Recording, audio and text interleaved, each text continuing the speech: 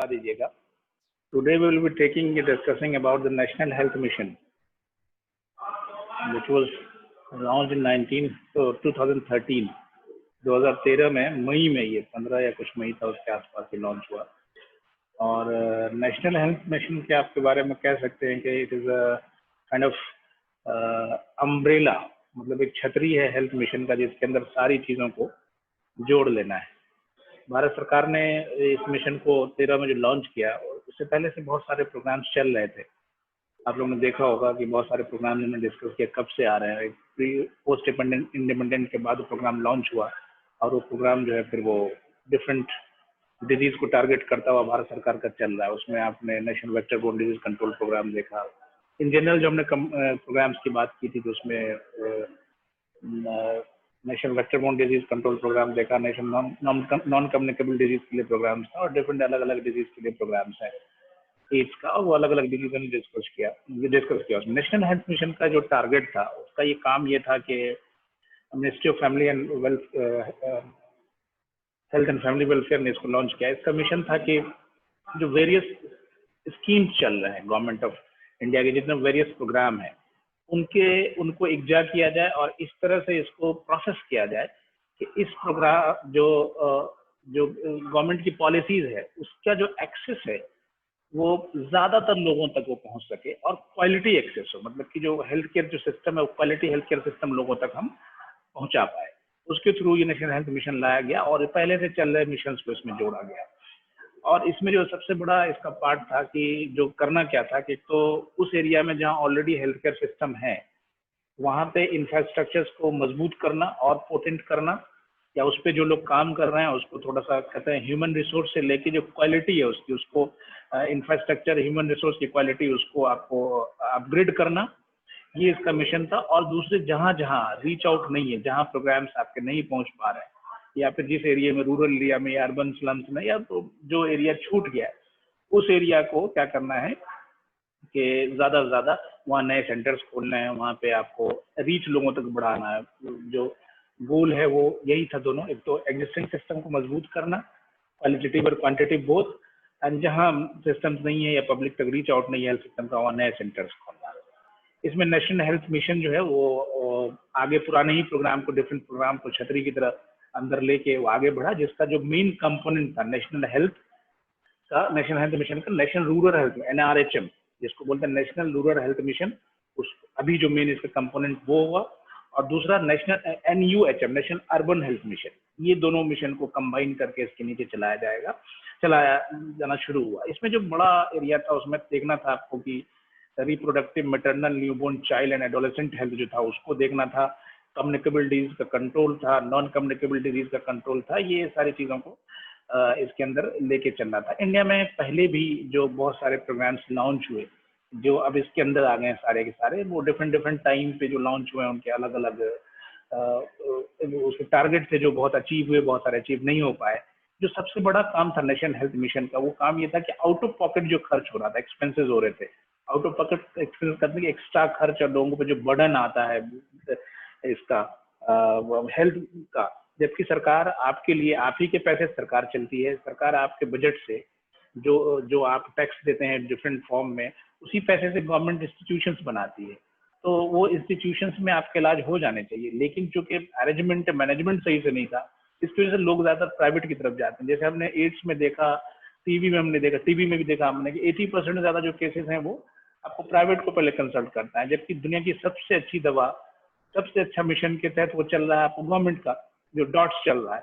तो ये लैकिंग की वजह से क्या होता है कि आउट ऑफ पॉकेट एक्सपेंसेस इसको बोलते हैं, कि सरकार का टारगेट होता है कि हमारी जो जनता है उसका एक्स्ट्रा खर्च जो है ना, वो कहीं हेल्थ पे ना हो, जो हमारे सिस्टम चल रहे हैं। आप सोचिए PHC, CHC या गवर्नमेंट के जो डिस्ट्रिक्ट के सेंटर्स हैं, या फिर हॉस्पिटल्स गवर्नमेंट के, अगर वो सही से काम करने लगे तो कितना हेल्थ बजट कम हो जाएगा। आपकी फैमिली में आप खुद अगर एसेस करेंगे तो एनुअली बहुत सारा बड़ा अमाउंट आपका हेल्थ पे जाता है, जबकि आप टैक्स से पे करते हैं उसका। आप जो टैक्स पे करते हैं, ही एश्योर करते हैं पानी फ्री हो, आपको रोडवेज अच्छा हो, हेल्थ सिस्टम मिल जाए, आपको एजुकेशन मिल जाए। अब वो सारी चीजें आप अवेल ही नहीं कर पा रहे हैं, सरकार के हॉस्पिटल अवेल नहीं कर पाता है। उसकी दो वजह, एक तो हमारा विश्वास नहीं है उसकी क्वालिटी को लेके, दूसरे उनमें आने वाली चीजें हम तक रीच आउट नहीं हो पा रही है, हम तक पहुंच नहीं पा रही है वो सारी चीजें। तो मेन सरकार का टारगेट यही होता है कि जो पब्लिक प्राइवेट फंड में जाके जो पैसे खर्च होते हैं आपके, या डिफरेंट जो आप पे लोड आता है, हेल्थ बजट आता है, उसको कम किया जाए।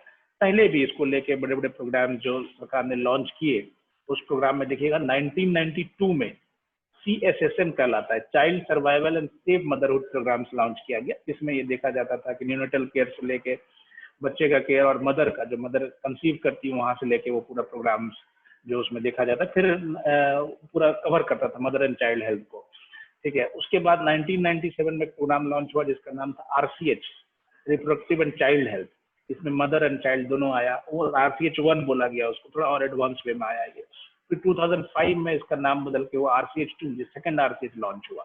ठीक है, 2005 में आप देखिएगा नेशनल हेल्थ मिशन के अंदर NRHM NUHM आ गया है, यानी नेशनल हेल्थ मिशन के अंदर आपको रूरल और क्या आ गया है, अर्बन आ गया है, जो मनमोहन सरकार लेके आई थी रूरल अर्बन करके। अब इस सरकार ने जब आगे आगे बढ़िएगा तो देखिएगा कि अब दोनों कंबाइन एक कर दिया, रूरल अर्बन हटा के सिर्फ एक मिशन रख दिया है। तो 2005 में मनमोहन सरकार ने लॉन्च किया था national rural health mission NRHM, जिसके थ्रू आपको पहली बार आयुष को मेन स्ट्रीमिंग का जो सॉलिड काम आयुष के लिए शुरू हुआ वो NRHM के थ्रू हुआ।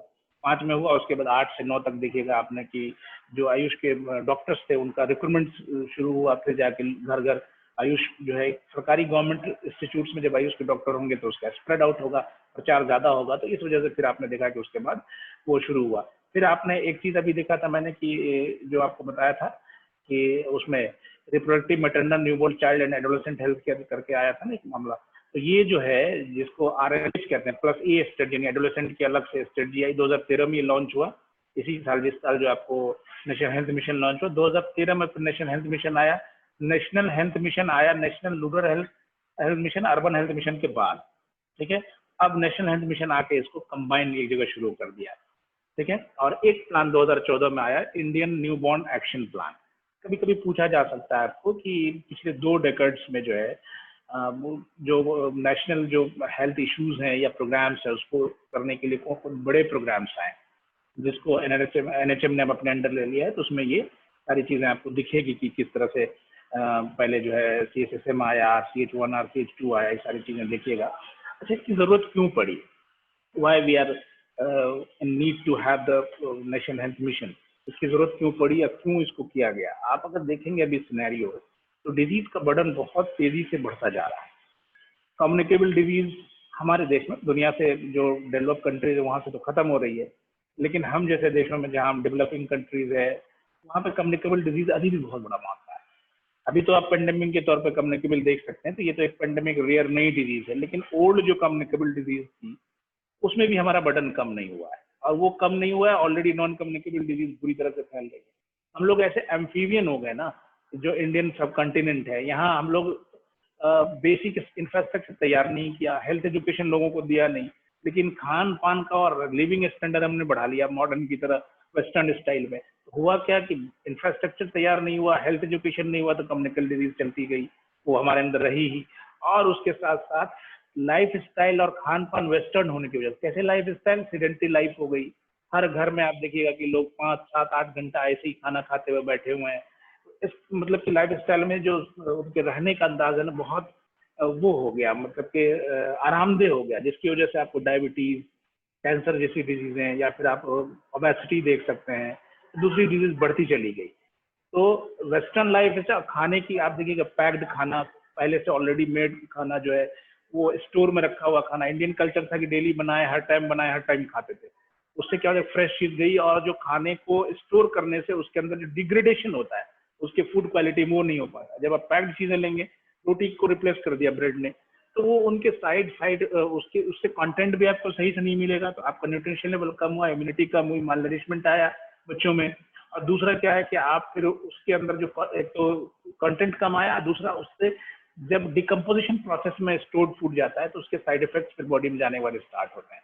तो इस वजह से हम लोग बीच में एम्फीबियन हो गए, नॉन कम्युनिकेबल डिजीज बढ़ती चली गई, कम्युनिकेबल खत्म नहीं हुई।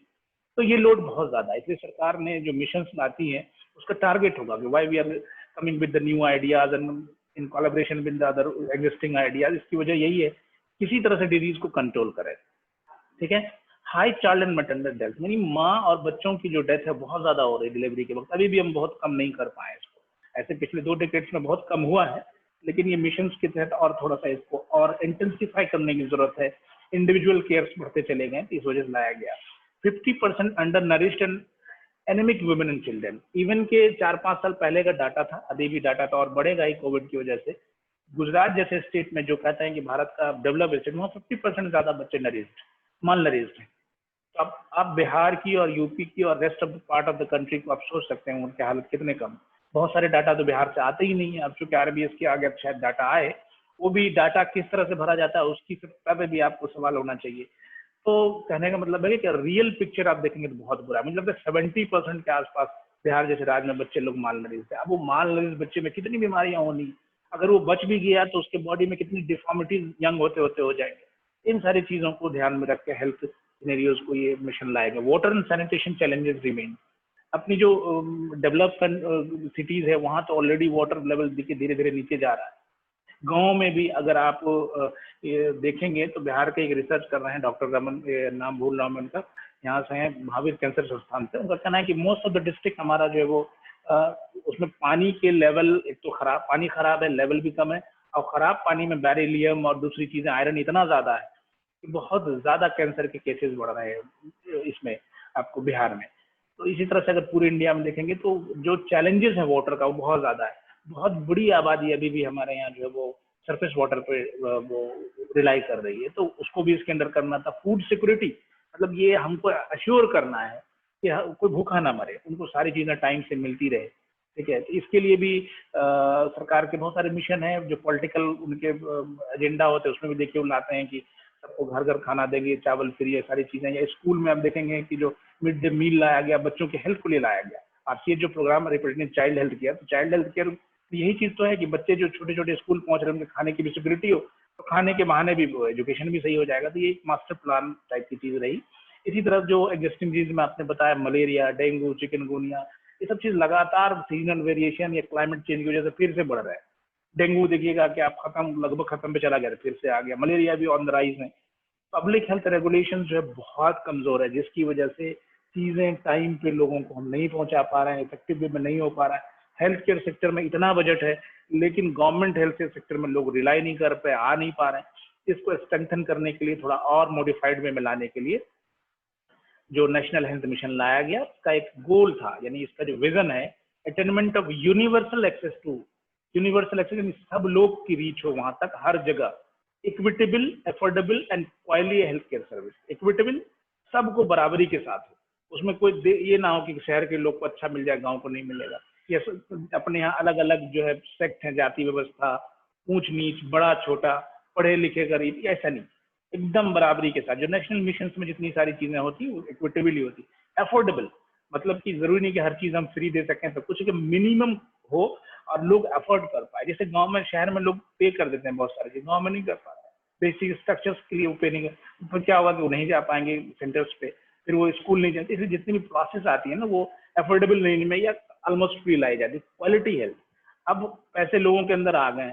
आप गवर्नमेंट सेक्टर्स में, ये प्राइवेट स्कूल का जैसे हाल हुआ है, बहुत बुरी पढ़ाने में, कोई पैसे हैं नहीं लगते लेकिन फिर भी लोग नहीं भेजते हैं, क्यों? क्वालिटी नहीं है। इसलिए सरकार का ये ध्यान है कि जो सर्विसेज अंदर क्वालिटी हो, क्वालिटी इन द सेंस में कि जो उसका ह्यूमन रिसोर्स हो, जो उसको सर्विस दे रहा हो वो भी पढ़ा लिखा, ट्रेंड और अच्छे से हो, और जो दवा या केयर या सर्विसेज प्रोवाइड कर रहे हैं वो भी क्वालिटी हो। सर्विसेज अकाउंटेबल एंड रिस्पॉन्सिव, मतलब जो सर्विसेज दे रहा है वो सर्विस दे, एहसान ना करे कि आप फ्री में आने लीजिए और जाइए, जो जनरल माइंड सेटअप है हमारे यहाँ पब्लिक हेल्थ में या गवर्नमेंट के सेक्टर में कि लेना है लोने जाओ, नहीं। रेस्पॉन्सिबल अकाउंटेबल, आपको ध्यान में रखना है, उसकी नीड है, उसी का पैसा है जो उसको रिसीव जाना है। With effective intersectoral convergent action to address the wide social determination of health, यानी इस तरह से आपस में तालमेल के साथ पंचायती राज के लोग जुड़ेंगे, ठीक है, लोकल इलेक्शंस वाले जुड़ेंगे, ठीक है, गांव के लोग उसमें समिति या आशा जुड़ेंगे। आपको अपनी ही चीज आपस में इस तरह से बांटना है कि जो हेल्थ के सारे सेक्टर हों, जैसे मान लिया mental health, physical health, vocational health, spiritual health, यानी किसी को आप दे रहे हैं लेकिन उसको एहसान दे रहे हैं या बता रहे हैं तो जाति सूचक वर्ड करने के लिए कि तुम लोग जो है सरकार की चीजें खा रहे हो, ये कर रहे हो, इस तरह के ताने और इस तरह के सोशल डिस्पैरिटी के साथ नहीं, इक्वलिटी हो, अच्छी चीज हो, इसके लिए नेशनल हेल्थ मिशन लाया गया। इसके जो कंपोनेंट देखेंगे आप एनएचएम के, नेशनल हेल्थ मिशन के, जो बड़ा कंपोनेंट है उसमें बड़ा कंपोनेंट में आप वही है जो नेशनल रूरल हेल्थ मिशन आया, नेशनल अर्बन हेल्थ मिशन आया। ये दो बड़े कंपोनेंट है। इसी के थ्रू फिर अर्बन एरिया में, रूरल एरिया में इन चीज़ों को, दोनों को जोड़ दिया गया। लेटेस्ट हेल्थ मिशन पढ़िएगा तो अब इसको हटा दिया गया इन सारी चीज़ों को, ठीक है। उसके बाद नेशनल हेल्थ मिशन के जो मेन काम है, तो फाइनेंसिंग अच्छी हो इसको, कि अच्छे से मतलब कि इसके पैसे को कमी ना पड़े, प्रोग्राम में कमी अगर फाइनेंस की हो जाएगी तो वहीं का वहीं रह जाता है। स्ट्रेचिंग हेल्थ सर्विसेज, यानी ज्यादा लोगों तक इसको पहुंचाएं। और ये जो एक प्रोग्राम था reproductive maternal newborn child and adolescent health, ये सर्विसेज बहुत अच्छे से लोगों तक पहुंचाना है, ठीक है। और एनडीसीपीएस, एनडीसीपीएस क्या है तो बताएगा? आप लोग लग रहा है मोनोटोनस चल रहा है मामला, पार्टिसिपेट नहीं कर रहे हैं। आवाज जा रही है आप लोगों को? Sir national disease control programme national disease लिखा हुआ है कंट्रोल वहाँ पे। प्रोग्राम, पी के नीचे जो है ना एस है, छोटा सा बड़ा लग गया है, तो जो कभी कभी जांचना पड़ता है कि नहीं है। आवाज चूंकि जरा सा भी अच्छी बात है, आवाज नहीं आती है तो एनडीपीसीएस, जितने सीपीएस यानी जितने भी प्रोग्राम्स हैं नेशनल डिजीज कंट्रोल प्रोग्राम्स के, उसको स्ट्रेंथ करना, whether it is communicable whether it is non communicable, दोनों डिजाइन को उसको देखना है, ठीक है। इसमें जो बड़े पार्टनर्स है तो 30-35 इसके पॉइंट्स है, जिसमें से कभी आपको पूछ लेंगे लॉन्ग रन में कि इस पे से किसी 10 पॉइंट पे इस पे आप जो है अपनी मालूमात लॉन्ग टाइम जब भी आएगा नेशनल हेल्थ मिशन में बड़ा आएगा, जब इसके ऑब्जेक्टिव्स पूछे जाएंगे तो बड़ा है, कुछ मैं पढ़ के आपको सुना भी दूंगा या फिर बता भी दूंगा, अभी देख लीजिएगा।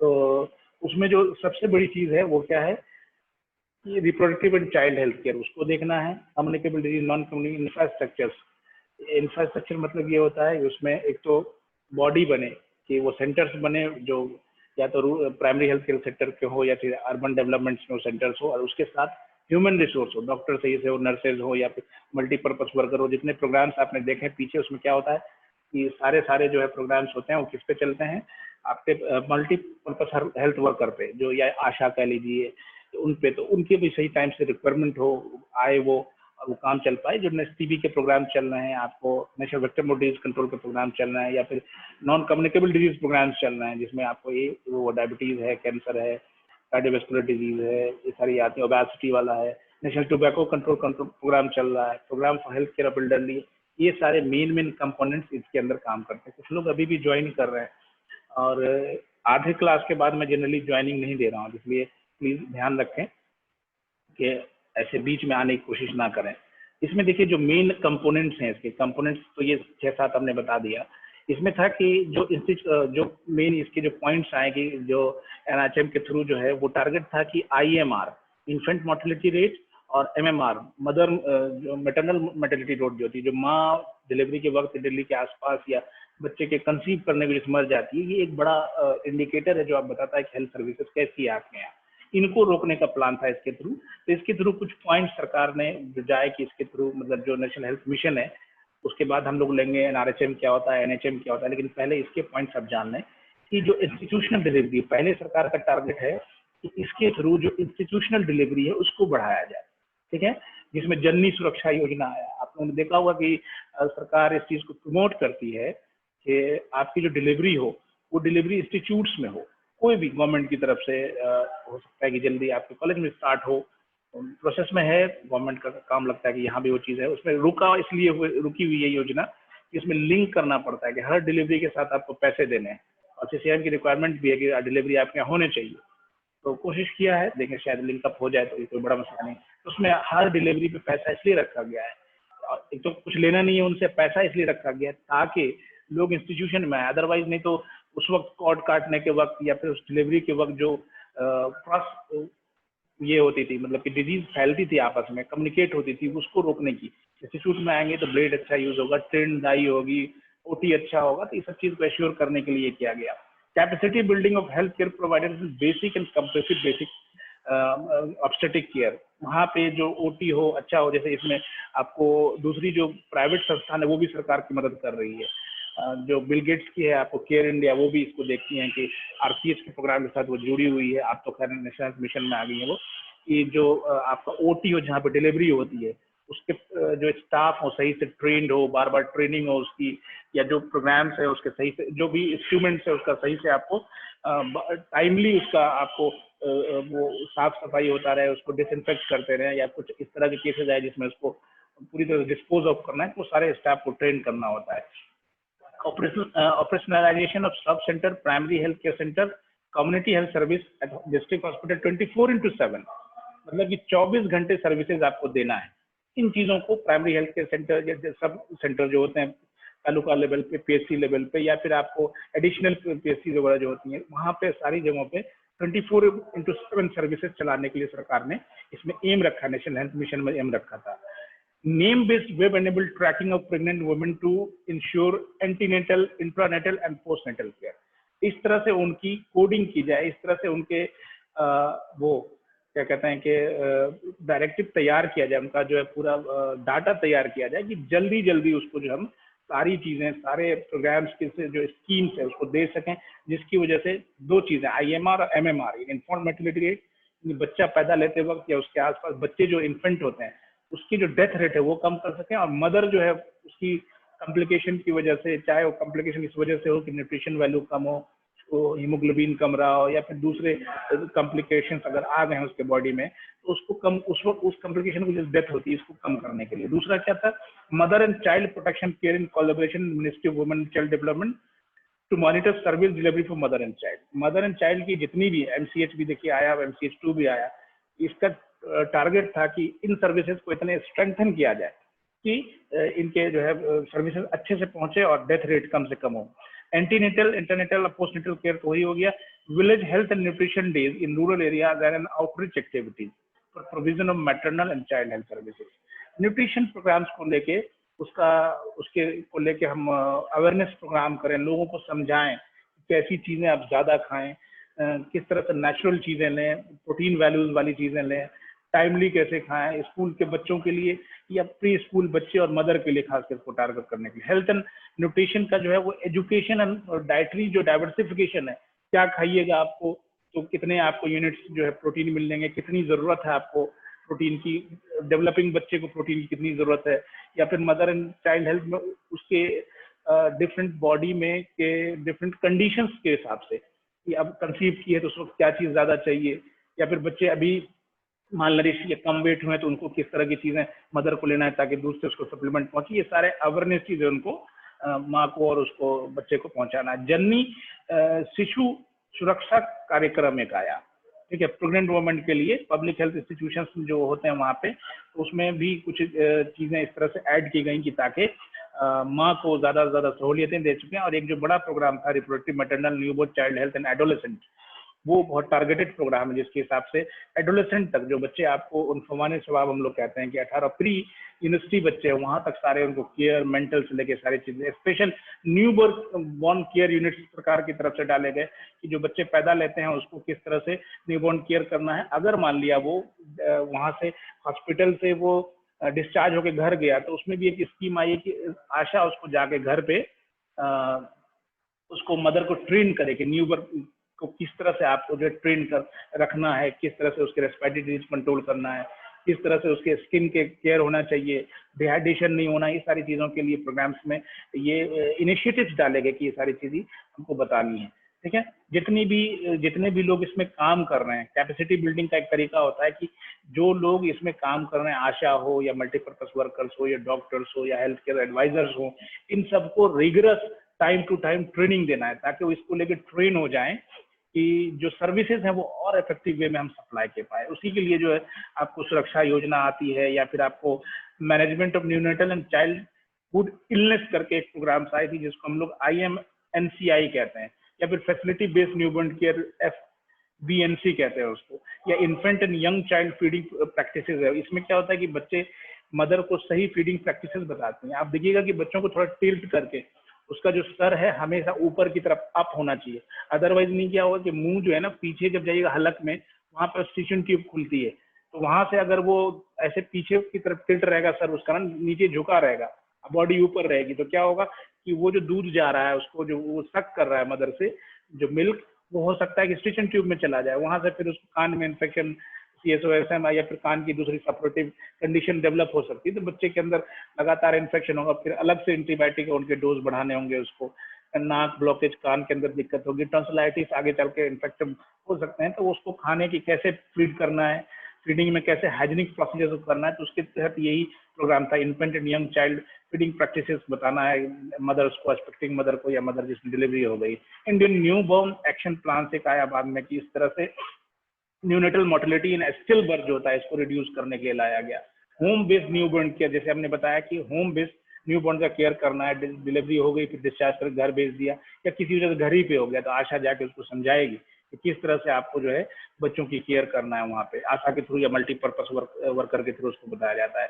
Integrated action plan for pneumonia and diarrhoea, जिसको IAPPD आता है, ये सारे जो पॉइंट्स है ना ये सब NHM के थ्रू आते हैं। तो वहाँ जाके उनको जो है बच्चों में बहुत जल्दी न्यूनेटल, देखिए बच्चे में न्यूमोनिया अगर शुरू में हो गया तो देखा गया ऐसे लोगों में कि पूरी जिंदगी में उसको आगे जाके वो अगर सही भी हो गया ना तो आगे जाके जो दूसरी आपको डिजीज है लंग्स की, COPD होने के चांसेस बढ़ जाते हैं, उन लोगों में अस्थमा होने के चांसेस ज्यादा हो। एक बार आपके उसकी जो है ना इम्यूनिटी कमजोर हो गई लंग्स की, तो इसलिए तो आगे के चांसेस और भी डिजीज हो सकते हैं। इसलिए क्या हुआ उसमें कि आपको पहले से जाके उनको समझाना है मदर को कैसे इस बच्चे को न्यूमोनिया से बचाना है, या फिर कैसे इन लोगों को आप जो है वो सेफ प्रैक्टिस कीजिएगा उसकी दूध पिलाने की, ताकि उसको बहुत सारी डिजीज से बचा जा सकते हैं। होम बेस्ड केयर कैसे बताना है, और इंटेंसिफाइड डायरिया कंट्रोल फोर्टनाइट, 15 दिन पे जो डायरिया कंट्रोल के प्रोग्राम चल जिसमें अवेयरनेस बताया जाए, जुलाई और अगस्त में चलाया जाता है। ORS सप्लाई हो, ORS में जिंक जरूर दे दिया, जिंक की टैबलेट बच्चों को सप्लाई की जाती है। अपने देखिएगा यूनानी दवाएं जो पहले बनती थी उसमें ज्यादातर जस्ट जिंक रहता था, बच्चों की दवाओं में बनने वाली है। आज सरकार 10 साल से ऐड कर रही है उनके जितने भी न्यूट्रिशन प्लान है उसमें बच्चों को जिंक के लिए, ये डायरिया को रोकता है, गट के लिए बहुत अच्छी दवा होती है, जिंक होती है। ये जो आप कंपोनेंट चाहिए आपको उसको, तो सरकार आप जो ORS के साथ जिंक की सप्लाई, चाहे जिंक आपको कुछ जो है वो उसमें शरबत के फॉर्म में या सिरप के फॉर्म में, कुछ टैबलेट्स के फॉर्म में सप्लाई करती है। तो ये घर घर पता रहा है। बच्चे बहुत जल्दी डिहाइड्रेट कर जाते हैं, उनको हम रिगर्जी मतलब पानी का रिहाइड्रेशन करने में बहुत दिक्कत होती है, नब्ज ढूंढने में बहुत सारे बच्चे गुजर जाते हैं, तो इसलिए बहुत जल्दी चूंकि बॉडी सरफेस एरिया कम है उनका, जल्दी डिहाइड्रेट कर जाता है। तो वो सारी चीजें घर पे बताना है, समझाना है उसको, ठीक है। Management of mall nutrition rehabilitation centres, NRCs कहते हैं उसको, सरकार बनाती है कि वहाँ आके उन चीजों को रोका जाए। Appropriate infant and young child feeding practices are being promoted in convergence ministry of women and जो मिनिस्ट्री ऑफ सिविल डेवलपमेंट है ना, वुमेन एंड सिविल डेवलपमेंट। एक चीज आपने पढ़ा होगा कि जितने भी प्रोग्राम्स आते हैं उसमें कोशिश की जाती है कि इंटर सेक्टोरल जो है ना आपस में उनका अप्रोच बढ़े। जैसे बच्चों का काम कर रहे हैं तो वुमेन्स को जो हेल्थ मिनिस्टर से ये सारे प्रोग्राम्स हो रहे हैं, लेकिन वुमेन्स काम करने वाले सारे इंस्टीट्यूशन उससे जुड़ जाएंगे, बच्चों पे काम करने वाले इंस्टीट्यूशन उससे जुड़ जाएंगे। और उसके बाद यूनिवर्सल इम्यूनाइजेशन प्रोग्राम, ये भी प्रोग्राम अगर टाइम बचे तो अलग से पढ़ा देंगे। जो UIP हो, यूनिवर्सल इम्यूनाइजेशन प्रोग्राम, उसकी तारीद हो कि टाइम से बच्चों को सारे जो है टीके लग जाए ताकि प्रिवेंशन हो बहुत सारे आने वाली डिजीज में। उसमें हमने इंद्रधनुष फर्स्ट, इंद्रधनुष सेकंड पढ़ा था कि लॉन्च हुआ वो, ठीक है। Mother and child tracking system एक लाया गया कि जिसकी वजह से पता चल जाए, जैसे आपको अगर रिकॉर्ड कोई अगर कंसीव कर रही है उसका रिकॉर्ड पहले से आप मेंटेन करेंगे तो आपको पता चल जाएगा कि इस एरिया में कितनी औरतें हैं जो उनको ये सर्विसेज की जरूरत पड़ेगी। अब वो डिलीवरी कब होगी उससे पता चल जाएगा, तो आप अपने जितने भी वो होंगे अप्रोच होंगे उन तक पहुंचा सकते हैं। इसी के थ्रू देखिएगा एक बड़ा कैंपेन भारत सरकार की तरफ से लाया गया RBSK के थ्रू जॉबें भी आई। तो RBSK का काम यही कि बच्चे जो स्कूल गोइंग बच्चे हैं उसका हेल्थ स्टेटस देखना, उसको क्या जरूरत है वो चीजें पूरा करना, उसका पूरा स्टेटस तैयार करना 0 से 18 साल के बच्चों में। उसको भी RBSK को भी अलग से हम लोग ले जाएंगे कि बर्थ है, स्टिल बर्थ है, बच्चों में क्या डिफेंसिटी है, डिजीज क्या हो रही है, जो 4D वाला मामला है वो आगे चल के पढ़ेंगे। और एक और मिशन था under national iron plus initiative की आयरन की बहुत कमी बच्चों में हो रही थी, छोटे बच्चों में। तो वो सारी चीजें, ये सारा लबो लबाब जो था इसमें पूरा नेशनल हेल्थ मिशन के थ्रू ये जो 15-16 पॉइंट्स हमने बताए, इन सारे पॉइंट्स को टारगेट करने के लिए सरकार ने नेशनल हेल्थ मिशन लाया। उसी के थ्रू फिर NRHM आया जो गांव में सर्विसेज दे रहा है, क्योंकि गांव की नीड शहर से थोड़ी अलग होती है। फिर NUHM आया जो शहर में सर्विस देता है। अब सरकार ने कंबाइन करके इसको NHM कर दिया। फिर से थोड़ा सा NRHM फिर NHM पढ़ेंगे नेक्स्ट क्लास में, फिर आगे बढ़ेंगे हम लोग नेशनल हेल्थ मिशन में, या फिर अभी जो सरकार की आयुष्मान योजना है उसको पढ़ेंगे। नेक्स्ट क्लास में इंशाल्लाह आप लोग से मुलाकात होगी। और सवाल है आज का तो पूछ सकते हैं। नेशनल हेल्थ मिशन, आप एक सवाल मन में आएगा कि नेशनल रूरल हेल्थ मिशन यानी NRHM जो है वो पहले आ गया, NHM बाद में आ गया। तो ये बात सही है कि NRHM और NUHM करके योजना सरकार चला रही थी पहले कि रूरल एरिया में अलग चलेगा, अर्बन में अलग चलेगा, दोनों की अलग अलग डिमांड है। हमेशा नेशनल हेल्थ मिशन या कोई भी नेशनल प्रोग्राम्स में इस चीज़ का ध्यान रखा जाता है कि जो वहाँ की अनमेट नीड हो उस लोकल आदमी की या लोकल एरिया की,